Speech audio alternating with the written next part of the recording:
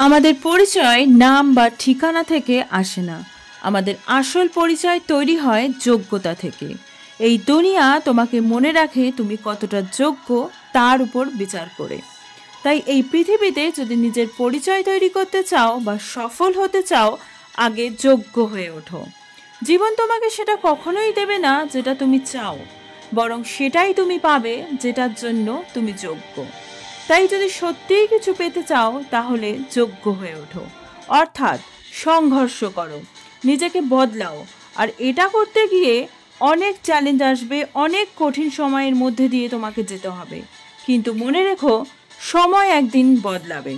তাই ধৈর্য ধরো, ধৈর্য ধরে প্রতিটা দিন, প্রতিটা ঘন্টা, প্রতিটা মিনিট কঠোর পরিশ্রম করে যাও। পরিস্থিতি যত কঠিনই হোক, ভয় পেও না। তোমার মধ্যে এমন যে তার পাগলামি তৈরি করো যা তোমাকে সাফল্যের চূড়ায় পৌঁছে দেয়।